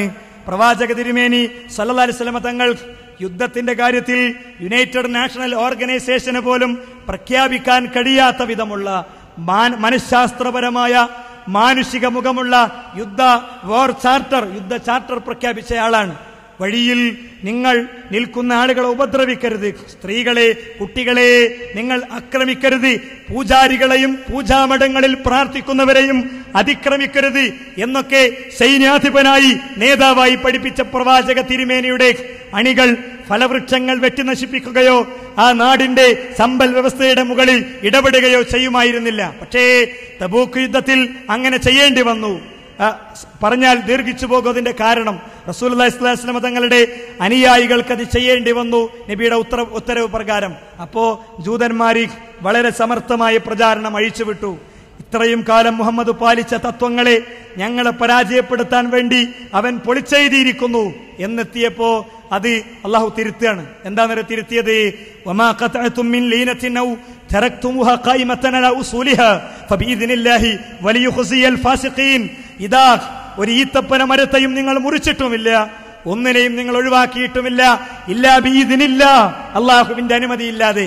എന്റെ ചോദ്യം, എന്റെ സംശയം, അള്ളാഹുവിന്റെ റസൂലിന് ഖുർആനാകുന്ന വഹയി മാത്രമേ ഉള്ളൂ എങ്കിൽ പ്രവാചക തിരുമേനിക്ക് വന്ന ഹദീസുകൾ ജൂതൻ കെട്ടിയുണ്ടാക്കിയതാണെങ്കിൽ അത് സ്വീകരിക്കൽ മുസ്ലിമിന് ബാധ്യതയില്ലെങ്കിൽ പറയണം. അത്ര ആ നിലപാട് സ്വീകരിക്കുന്നവർ എവിടെയാണ്? ഈത്തപ്പനങ്ങൾ മരങ്ങൾ മുറിച്ചു നീക്കിക്കോളൂ എന്ന കൽപ്പന ഖുർആനിലെ ഏത് ആയത്തിലാണുള്ളത്? ഏത് വഹിയിലാണുള്ളത്? ഖുർആനിലത് കാണുക സാധ്യമല്ല. എന്നാൽ ഈ വഹി അല ഇന്നി ഊതീതുൽ ഖുർആന വമിസ്ലഹു മഅഹു, ഖുർആൻ എനിക്ക് നൽകപ്പെട്ടിരിക്കുന്നു, അതുപോലത്തെ ഒന്ന് നൽകപ്പെട്ടിരിക്കുന്നു എന്ന അതുപോലത്തതിലാണുള്ളത്. അതുകൊണ്ട് ഹദീസുകളോട് കൃത്യമായ ബഹുമാനം പാലിക്കുക സുഹൃത്തുക്കളെ നമ്മുടെ ഓരോരുത്തരുടെയും ബാധ്യതയാണ്. ഇല്ലെങ്കിൽ നമ്മൾ മനസ്സിലാക്കുക നമ്മൾ ഇസ്ലാമിക വൃത്തത്തിന്റെ പുറത്തായിരിക്കും. വമൻ യുശാഖിഖുർ റസൂല മിൻ ബഅദി മാ തബയ്യന ലഹുൽ ഹുദാ, സത്യമിത ബോധ്യപ്പെട്ടിരിക്കുന്നു, സത്യമിത തെളിഞ്ഞിരിക്കുന്നു, സത്യമിത ബോധ്യപ്പെട്ടിരിക്കുന്നു. എന്നിട്ട് രക്ഷിതാക്കൾ, കൂട്ടുകാർ, സാഹചര്യം, വയസ്സ്, സന്ദർഭം, ഇങ്ങനത്തെ 100,000 കാര്യങ്ങൾ പറഞ്ഞ് ബോധ്യപ്പെട്ട സത്യത്തിൽ നിന്ന് അയാൾ പിന്മാറിയിരിക്കുന്നു എങ്കിൽ നുവല്ലിഹി മാ തവല്ല, തിരിഞ്ഞെടുത്തേക്കവനെ നമ്മൾ തിരിക്കും. വനുസ്ലിഹി ജഹന്നം, കല്ലിനെ കത്തിക്കുന്ന നരകത്തിൽ അവനെ നമ്മൾ പ്രവേശിപ്പിക്കുകയും ചെയ്യും. അല്ലേ? 2, അള്ളാഹുവിന്റെ ഖുർആൻ പറഞ്ഞു, ഇദാ ഖലല്ലാഹു വറസൂലുഹു അംറൻ, ഇദാ അല്ലാഹുവും റസൂലും വിധി പ്രഖ്യാപിച്ചാൽ ഒരു മുസ്ലിമിനും അയ്യകൂന ലഹുൽ ഖിയറതു മിൻ അംരിഹി, പിന്നെ സ്വതന്ത്രമായ അഭിപ്രായങ്ങൾ ഉണ്ടായിക്കൂടാ. ഫലാ വറബ്ബിക ലാ യുഅ്മിനൂൻ, അവരൊരിക്കലും വിശ്വാസികളാവുകയില്ല. ഹത്താ യുഹക്കിമുക ഫീമാ ശജറ ബൈനഹും, അവർക്കിടയിൽ തർക്കത്തിലിരിക്കുന്ന വിഷയം ഖുനൂത്ത് ഓതാമോ ഇല്ലയോ? വാപ്പ മരിച്ചിടത്ത് യാസീൻ എടുത്തുകൊണ്ടുവന്ന് അമ്മാവൻ സൂറത്ത് കയ്യിലേക്ക് തരുമ്പോൾ അത് പിടിച്ച് വാപ്പയുടെ തലക്കുമ്പുറത്ത് ഓതണമോ വേണ്ടയോ? മെഡിക്കൽ കോളേജിലേക്ക്, എഞ്ചിനീയറിംഗ് കോളേജിലേക്ക് അയച്ച ഉപ്പയുടെ ജനാസയും കൊണ്ട് ആളുകൾ നടന്നു നീങ്ങുമ്പോൾ അവര് ലാ ഇലാഹ ഇല്ലല്ലാഹ് എന്ന തസ്ബീഹ് ചൊല്ലിക്കൊണ്ടിരിക്കുമ്പോൾ ഞാൻ തസ്ബീഹ് ചൊല്ലണമോ വേണ്ടയോ? അത് തീരുമാനിക്കേണ്ടത് അമ്മാവനല്ല, നാട്ടുകാരല്ല, ബന്ധുക്കളല്ല, കൂട്ടുകാരല്ല. വീട്ടിൽ 40ന്റെ അന്ന് നടക്കുന്ന ഉപ്പയുടെ പേരിൽ എന്നെ നൊന്തു പ്രസവിച്ച, മരണത്തിന്റെ പാതിവേദനയുള്ള പ്രസവത്തിലൂടെ എനിക്ക് ജന്മം നൽകിയ, എന്നെ സ്നേഹിച്ച കണ്ണാണോ കാതാണോ കൈയാണോ വലുതാകുന്നത് എന്ന് നോക്കി എന്നെ വളർത്തിയ എന്റെ ഉമ്മക്ക് വേണ്ടി നടക്കുന്ന ചടങ്ങ് എന്താ? 3ന്റെ അന്ന് അവിടെ കാവ വിളമ്പുമ്പോൾ, കുലാവി വിളമ്പുമ്പോൾ ഞാൻ കുടിക്കണമോ വേണ്ടയോ? ഒരു എഞ്ചിനീയറിംഗ് സ്റ്റുഡന്റിന്റെ ആശങ്കയാണിത്. ഇത് തീരുമാനിക്കപ്പെടേണ്ടത് ഫൈൻ തനാസഅതും ഫീ ഷൈഇൻ, മതത്തിൽ തർക്കമുണ്ടോ? തർക്കത്തെ മടക്കുക. പ്രവാചക തിരുമേനിയുടെ കൈത്തണ്ടയിൽ കിടന്ന് ആകെ ലഭിച്ച പൊന്നോമന പുത്രൻ ഇബ്രാഹിം ചരിത്രത്തോടെ യാത്ര പറയുന്നു. ഇന്നി ലമഹസൂനൻ ബിഫറാഖിക യാ ഇബ്രാഹിം, മോനെ, ഉപ്പച്ചിയുടെ കുട്ടിയുടെ വിയോഗത്തിന്റെ കാര്യത്തിൽ ഈ ഉപ്പാക്ക് അഗാധമായ ദുഃഖമുണ്ട് മോനെ എന്ന് പറഞ്ഞ് കുഞ്ഞിന്റെ ആത്മാവുകൾ ആകാശങ്ങളിലേക്ക് മലക്കുകൾ എടുക്കുന്നത്, കൈത്തണ്ടയിൽ കിടന്ന് അവൻ പിടയുന്നത് കണ്ട പ്രവാചക തിരുമേനി യാസീൻ ഓതിയിരുന്നോ? ഫലാ വറബ്ബിക ലാ യുഅ്മിനൂൻ. ഇതാ യാസീൻ ഓതിയിട്ടുണ്ടെങ്കിൽ അത് ഓതിയ പ്രവാചക തിരുമേനിയുടെ മാർഗം സ്വീകരിക്കാത്തവൻ മുസ്ലിം അല്ല. അവന്റെ വിശ്വാസത്തിൽ പ്രശ്നങ്ങളുണ്ട്. ഇല്ലെങ്കിൽ പറ്റില്ല. ആ പിഞ്ചോമനയുടെ ജനാസയും വഹിച്ച് ആളുകൾ പോയപ്പോൾ തഹ്ലീൽ ഉണ്ടായിരുന്നോ? നമുക്ക് തഹ്ലീൽ ആകാം സുഹൃത്തുക്കളെ. അവിടെ കത്തപ്പുര കെട്ടിയിരുന്നോ? നമുക്ക് കത്തപ്പുര കെട്ടാം സുഹൃത്തുക്കളെ. ഇതാ 40ന്റെ അന്നും ആണ്ടിന്റെ അന്നും ആചാരങ്ങൾ ഉണ്ടാകാം. അതല്ലാതെ അമ്മാവൻ, അതല്ലെങ്കിൽ എനിക്ക് ഫീസ് തരുന്ന ആള്, എന്റെ കോഴ്സ് പൂർത്തിയാക്കാൻ എനിക്ക് ഫീസ് തരുന്ന ആള് ഉപ്പാന്റെ ചികിത്സക്ക്, ഇക്കാക്കാന്റെ ചികിത്സക്ക് ക്യാഷ് കൊടുത്ത ആള് അവര് പറഞ്ഞു എന്നതുകൊണ്ട് ചെയ്യാൻ നമുക്ക് നിർവാഹമില്ല. നമുക്ക് പോകേണ്ടത് ബിലാലും അമ്മാറും മൈസും മുഹമ്മദ് റസൂലുള്ളാഹി സ്വല്ലല്ലാഹു അലൈഹി വസല്ലം തങ്ങളുമൊക്കെ കടന്നു പോകുന്ന കവാടത്തിലൂടെയാണ് എന്ന പ്രതിസന്ധിയെ നമ്മൾ തിരിച്ചറിയുക പ്രിയപ്പെട്ടവരെ. അതുകൊണ്ട് ഓർക്കുക, വിശുദ്ധ റസൂലുള്ളാഹി സ്വല്ലല്ലാഹു അലൈഹി വസല്ലം തങ്ങൾ പഠിപ്പിച്ച ഹദീസുകൾ നമുക്ക് തെളിവാണ്. എന്നാൽ ഈ ഹദീസുകളുടെ നിഷേധ ചരിത്രം ആരംഭിക്കുന്നത് സ്വഹാബത്തിന്റെ കാലഘട്ടത്തിൽ ഏറ്റവും അവസാന ദിശകളിൽ തന്നെ ഇതാരംഭിക്കുന്നുണ്ട്. ജഹ്മിയാക്കൾ, ജബിരിയാക്കൾ, മുഅ്തസിലികൾ തുടങ്ങി ഇസ്ലാമിലെ ഡീവിയേറ്റഡ് ഗ്രൂപ്പ്സ് അവര് ഇസ്ലാമിക ചരിത്രത്തിന്റെ ഭാഗമായി മാറിയപ്പോൾ അവർക്ക് അവരുടെ ആശയങ്ങൾ നടപ്പിലാക്കണമെങ്കിൽ ചില ഹദീസുകൾ ഒഴിവാക്കേണ്ടിയിരുന്നു. അപ്പോ അവർ ആ ഹദീസുകളെ ഒഴിവാക്കാൻ കണ്ട് തത്വങ്ങൾ ഉണ്ടാക്കിയതിന്റെ അടിസ്ഥാനത്തിൽ നിഷേധിച്ചു. അതിങ്ങനെ വന്നപ്പോൾ രണ്ടർത്ഥത്തിലുള്ള നിഷേധങ്ങളാണ് യഥാർത്ഥത്തിൽ നടക്കുന്നത്. ഒന്ന്, ഹദീസിനെ പൂർണ്ണമായി നിഷേധിക്കുക, തെളിവല്ല എന്ന് പൂർണ്ണമായിട്ട് പറയാം. രണ്ട്, ഹദീസുകൾ തെളിവാണ്, പ്രമാണമാണ് എന്ന് അംഗീകരിക്കുന്നതിന്റെ കൂടെ തന്നെ അതിലെ ചില കാര്യങ്ങൾ എന്ത് ചെയ്യുക, നിബന്ധനന്റെ അടിസ്ഥാനത്തിൽ പുറത്തു നിർത്തുക. ഒന്നുകൂടെ കൃത്യമായിട്ട് പറഞ്ഞാൽ, ഖുർആൻ മാത്രമേ തെളിവുള്ളൂ, ബാക്കി അബൂഹുറൈറയും വേറെ ചില ആളുകളൊക്കെ ഉണ്ടാക്കിയ ജൂതന്മാർ കെട്ടിയുണ്ടാക്കിയതാണ് എന്ന വാദഗതി. ഒന്നുമല്ല, ഒറ്റൊന്നും എടുക്കേണ്ടയില്ല. ലൈഫുകൾ കുറേ ഉണ്ടെന്ന് നിങ്ങൾക്ക് കേൾക്കണോ? ലൈഫായ ഒരു ഹദീസ് പോലും ഒരു വിശ്വാസി സ്വീകരിക്കേണ്ട അവസ്ഥ അല്ല. 19 ലക്ഷം റിപ്പോർട്ടർമാർ, നെഞ്ചത്ത് കൈവെക്കുക, എന്നിട്ട് ചിന്തിക്കുക. 19 ലക്ഷം റിപ്പോർട്ടർമാർ, അവരുടെ ചരിത്രം ഇന്റർനെറ്റും സെൽഫോണും ഫാക്സ് മെഷീനും മനുഷ്യന്റെ ആശയവിനിമയത്തിന് വേഗതയുണ്ടാക്കുന്ന ഒന്നും ഇല്ലാത്ത കാലത്ത് രേഖപ്പെടുത്തിയിട്ടുണ്ട്. അത്ഭുതങ്ങളുടെ അത്ഭുതം. അതുകൊണ്ട് തന്നെ ഒരു ലൈഫായ ഹദീസും സ്വീകരിക്കണ്ട. പക്ഷേ ഹദീസിനെ നിഷേധിക്കുന്നവർ വളരെ സമർത്ഥമായ സ്റ്റെപ്പാണ് എടുത്തത്. അവരാദ്യം ചെയ്തത് എന്താ അറിയോ? 4-5 സ്വഹാബികളുടെ പേര് പറഞ്ഞിട്ട് പറഞ്ഞു, അവർ ഹദീസ് സ്വീകരിക്കണ്ട, ബാക്കി നമുക്ക് സ്വീകരിക്കാം. എന്നിട്ട് അവരുടെ ജീവിതത്തിൽ പുഴുക്കുത്തി എന്ന് അവർക്ക് തോന്നുന്ന ചില കാര്യങ്ങൾ അതെടുത്തു വെച്ച് അത് എക്സാജറേറ്റ് ചെയ്ത് ജനങ്ങളെ മനസ്സിൽ നിന്ന് അവരെ സംബന്ധിച്ച നല്ല ബോധം ഇല്ലായ്മ ചെയ്തു എന്നുള്ളതാണ് യഥാർത്ഥത്തിൽ ഇത്തരക്കാർ ചെയ്തത്, അല്ലേ? രണ്ടാമത്തെ ഒരു രീതി എന്താ അറിയോ? ഹദീസ് നിഷേധത്തിന്റെ രണ്ടാമത്തെ രീതി, നമുക്ക് ഖബർ ആഹാദുകൾ സ്വീകരിക്കേണ്ടതില്ല. ആ പറഞ്ഞത് നിങ്ങൾക്ക് ആർക്കും മനസ്സിലായിട്ടില്ല എന്ന് എനിക്ക് ഉറപ്പാണ്. അതുകൊണ്ട് ഞാനത് പറയാൻ പോവുകയാണ്. എന്താണ് ഖബർ ആഹാദ്?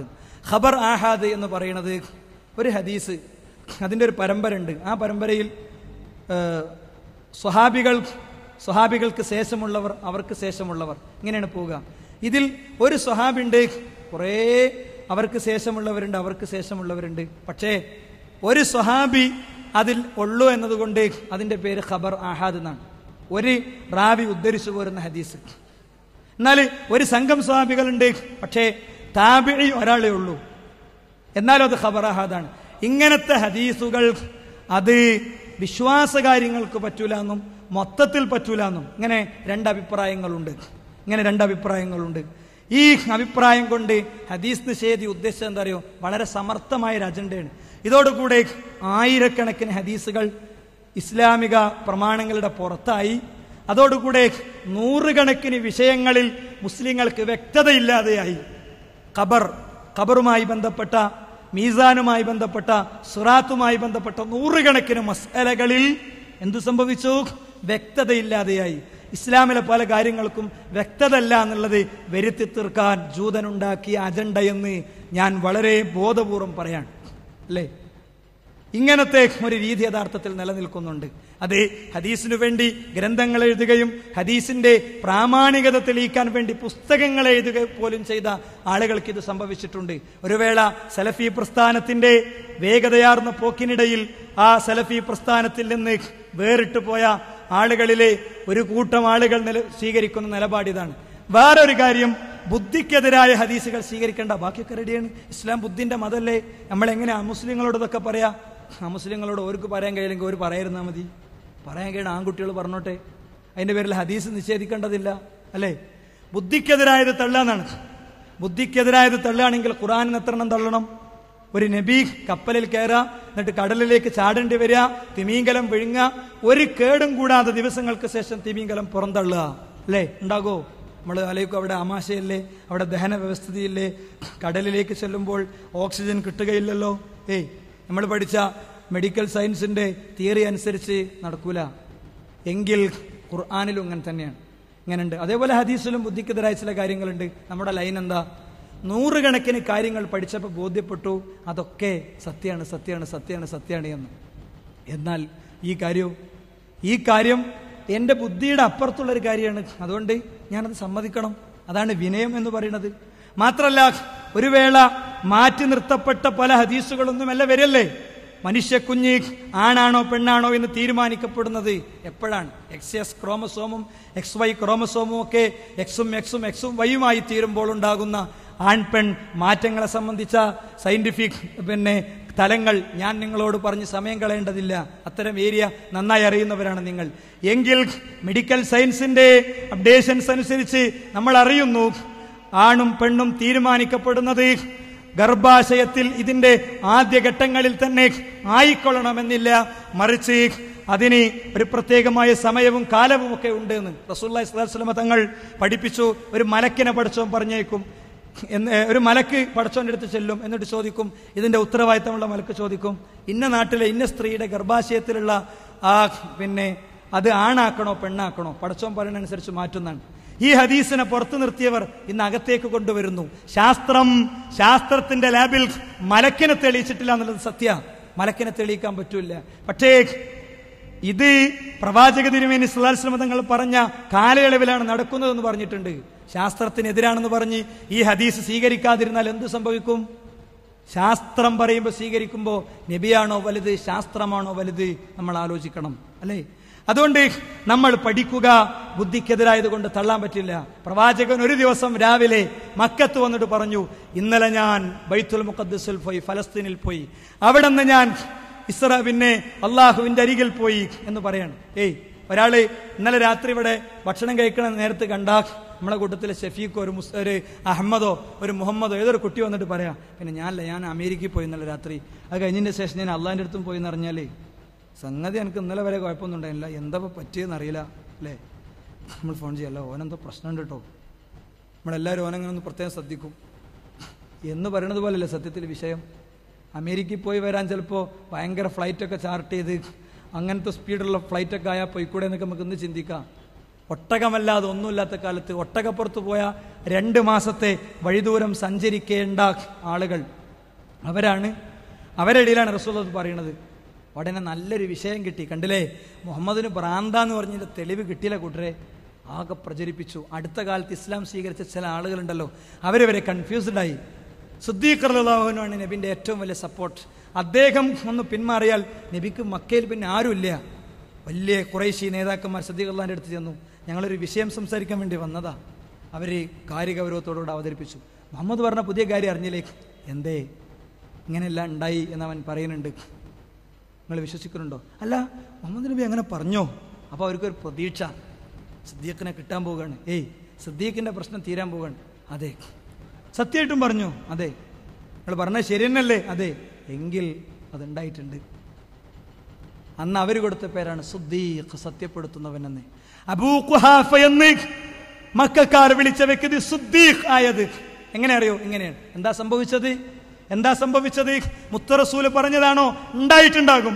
പിന്നെ അവിടെ എന്റെ ബുദ്ധിക്ക് പ്രവേശനമില്ല. റസൂലുള്ളാഹി സ്വല്ലല്ലാഹു അലൈഹി വസല്ലം തങ്ങൾ പറഞ്ഞതാണെങ്കിൽ ഉണ്ടായിട്ടുണ്ടാകും. 2 മാസത്തെ വഴിദൂരം ഒരു വിഷയമല്ല. ആകാശങ്ങളിലേക്ക് ഉള്ള യാത്ര ഒരു വിഷയമല്ല. പടച്ചറബ് പറഞ്ഞതാണോ? സംഭവിച്ചിട്ടുണ്ടാകും, സംഭവിക്കാതിരിക്കുകയില്ലെന്ന വിശ്വാസം. അതാണ് സിദ്ദീഖ് റളിയല്ലാഹു അൻഹുവിലൂടെ ലോകത്തെ ഇസ്ലാം പഠിപ്പിച്ചത്, അല്ലേ? നോക്കൂ നിങ്ങൾ, പ്രവാചക തിരുമേനിയോട് ബൈത്തുൽ മുഖദ്ദസ് കണ്ട ആളുകൾ ചോദിച്ചു, എന്നാ നീ പറ എങ്ങനെയാണ് ബൈത്തുൽ മുഖദ്ദസ്? അള്ളാഹിന്റെ റസൂലിന്റെ മുന്നിൽ ബൈത്തുൽ മുഖദ്ദസിനെ അള്ളാഹ് കാണിച്ചു കൊടുത്തു. അപ്പോഴോ എൻ്റെ ജനൽ ഇങ്ങനെ, വാതിലിങ്ങനെ, സ്റ്റെപ്പ് ഇങ്ങനെ ഒക്കെ നബി വിശദീകരിച്ചു കൊടുത്തു എന്നാണ് ചരിത്രം. സുഹൃത്തുക്കളെ, അതുകൊണ്ട് നമ്മുടെ ബുദ്ധിക്ക് പരിമിതിയുണ്ട്. ആ പരിമിതമായ ബുദ്ധിയുടെ ഉള്ളിൽ നിന്ന് ഹദീസിന്റെ തെറ്റും ശരിയും തീരുമാനിക്കാൻ പോകരുത്. നാവിന് ശരിക്കും നമ്മൾ സൂക്ഷിക്കണം. അല്ലെങ്കിൽ എന്താ അറിയോ, പടച്ചോൻ ചോദിക്കും, നമ്മൾ കളിയാക്കിയതാണ്, തമാശാക്കിയതാണെന്ന്. ഒരു ഹദീസ് ഉണ്ട്. ഒരു ഹദീസ് എന്താ? അത്താഴത്തിന്റെ സമയത്ത് അത്താഴം കഴിച്ചുകൊണ്ടിരിക്കുന്ന ഒരാൾ പെട്ടെന്ന് ബാങ്ക് കേട്ടു, നിന്റെ പാത്രത്തിലുള്ളത് നീ വേഗം പൂർത്തിയാക്കിക്കോന്നാണ്. ഇത് 30 ദിവസത്തേക്കും കൂടി പറഞ്ഞതാണോ? അല്ല. ഇത് ഒരാൾക്ക് അങ്ങനെ ഒരു ദിവസം സംഭവിച്ചു പോയ കാര്യത്തെക്കുറിച്ച് മനുഷ്യന്റെ ദുഃഖമറിയുന്ന പടച്ചറബ് കൊടുത്ത ഒരു ഇളവാണ്. അപ്പൊ ആ ഹദീസ് എടുത്തിട്ട് വേറൊരുത്തം പറയാം, ഇത് കഴിഞ്ഞല്ലോ നീ ഹദീസ് കേട്ടിട്ടില്ലല്ലോ, അങ്ങനെയാണെങ്കിൽ നമുക്ക് വലിയൊരു ചെമ്പിലാണ് തിന്നാൻ തുടങ്ങിയ പോരെ, എന്നിട്ട് വയറ് നിറയെ വൈകുന്നേരം വരെ തിന്നാ പോരെ. ഇതെന്താ സംഭവം? പടച്ചറബ് തന്ന ഇളവിന്റെ മുകളിലുള്ള കയ്യേറ്റമാണ്. അങ്ങനത്തെ ആളുകൾ പടച്ചോൻ ചോദിക്കും, എന്തേ നീ അങ്ങനെ സംസാരിച്ചത്? അപ്പം പറയും, അല്ലാ ഞാൻ അങ്ങനെയൊന്നും വിചാരിച്ചിട്ടില്ല, ഞാനൊരു തമാശ പറഞ്ഞതല്ലേ പടച്ചോനെ. അപ്പൊ പടച്ചോൻ ചോദിക്കുന്ന ചോദ്യം എന്താ അറിയോ? അബില്ലാഹി വബി റസൂലിഹി കുൻതും തസ്തഹ്സിഊൻ. മനുഷ്യരെ, ഓ മനുഷ്യ, നിനക്ക് കളിയാക്കാൻ കിട്ടിയത് അള്ളാഹുവിന്റെയും റസൂലിന്റെയും ഒക്കെ ആയത്തു ഹദീസു തന്നെ, എനിക്ക് കളിയാക്കാൻ കിട്ടിയത് അതാ എന്ന് പടച്ചോൻ ചോദിക്കണേ നമ്മൾ ശ്രദ്ധിക്കണം. നാവ് കൊണ്ട് കാഫറാകരുത്. ഹദീസുകളിൽ ഉള്ള കാര്യങ്ങൾ അത് ബുദ്ധിക്കെത്ര എതിരായാലും സ്വീകരിക്കണമെന്നാണ് നമ്മുടെ മുൻഗാമികൾ പഠിപ്പിച്ചത്. ഉമർ റളിയല്ലാഹു അൻഹു ഹജ്ജിന്റെ സമയം ഹജറുൽ അസ്വദിന്റെ മുന്നിലെത്തി ഹജറിനെ നോക്കിയിട്ട് പറഞ്ഞു, ഹജറേ, കല്ലേ, ഞാൻ നിന്നെ ചുംബിക്കില്ലായിരുന്നു. എന്റെ നബി നിന്നെ ചുംബിക്കുന്നത് കണ്ടിട്ടില്ലായിരുന്നുവെങ്കിൽ.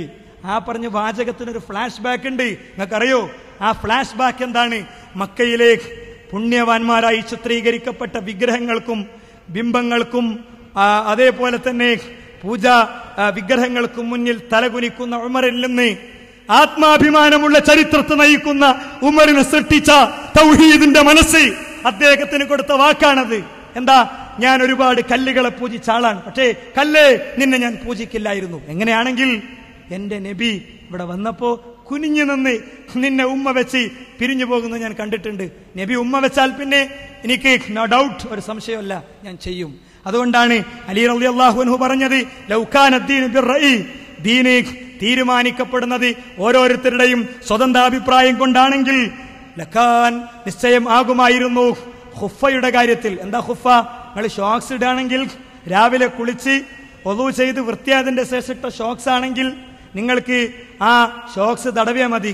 തടവുമ്പോ അടിഭാഗമല്ല തടവണത്, ചളി ഉണ്ടാകാൻ സാധ്യത അവിടെ, പക്ഷെ തടവണ അവിടെയല്ല, മുകൾ ഭാഗമാണ്. അല്ലേ? അലി റളിയല്ലാഹു അൻഹു പറയാണ്, ബുദ്ധിന്റെ അടിസ്ഥാനത്തിലാണ് തീരുമാനം എടുക്കേണ്ടതെങ്കിൽ ഷോക്സിന്റെ അടിയാണ് തടവേണ്ടിയിരുന്നത്, പക്ഷേ ഞങ്ങൾ തടവാറുള്ളത് ഇങ്ങനെ മുകൾ ഭാഗമാണ്. എന്താ കാരണം? അടി തടവാറുണ്ടോ? ഇല്ല. എന്താ കാരണം? നബി തടവി കാണിച്ചു.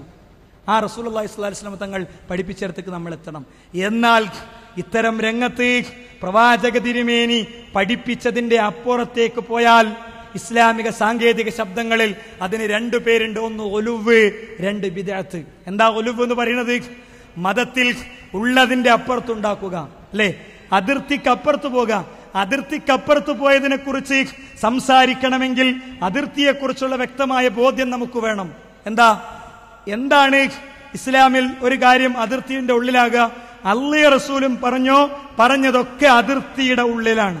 അല്ലാഹു റസൂലും പറഞ്ഞിട്ടില്ലേ, പറഞ്ഞതൊക്കെ അതിർത്തിയുടെ പുറത്താണ്. അത് നല്ലതല്ലേ എന്ന് വിചാരിച്ച് ചെയ്യാൻ പറ്റുമോ? ദിക്റല്ലേ സംഭവം. എന്താണെങ്കിലും വാപ്പ മരിച്ചോടത്ത് ഞാനിങ്ങനെ പിണങ്ങിപ്പോരണോ? അവിടെ ഉണ്ടാക്കിയ ഭക്ഷണം കഴിക്കാതെ ഞാൻ ഇക്കാക്കയും പെങ്ങളും കരഞ്ഞിട്ടും ഉമ്മന്റെ കാര്യല്ലടാ നീ നിൽക്കെന്ന് പറഞ്ഞിട്ടും ഞാൻ നിൽക്കാതെ ഇറങ്ങിപ്പോരണോ? എന്താ ഭക്ഷണല്ലേ കൊടുക്കണത്, അവിടെ ശിർക്കൊന്നുമില്ലല്ലോ എന്ന് വിചാരിക്കണോടത്ത് നമ്മൾ ചിന്തിക്കുക. എന്തറിയോ? റസൂലുള്ളാഹി സ്വല്ലല്ലാഹു അലൈഹി വസല്ലം തങ്ങളുടെ വീട്ടിൽ 3 ആൾ വന്നു, ജീവിതത്തെക്കുറിച്ച് ചോദിച്ചു. നബിയുടെ ഒക്കെ കഴിഞ്ഞപ്പോൾ അവർ 3 ആളും 3 തീരുമാനം പ്രഖ്യാപിച്ചു. ഞാൻ എന്നും രാത്രി ഇനി ഉറങ്ങാതെ നിസ്കരിക്കും, ഞാൻ എന്നും നോമ്പ് നോൽക്കും. 2-ാമത്തെ ആള്.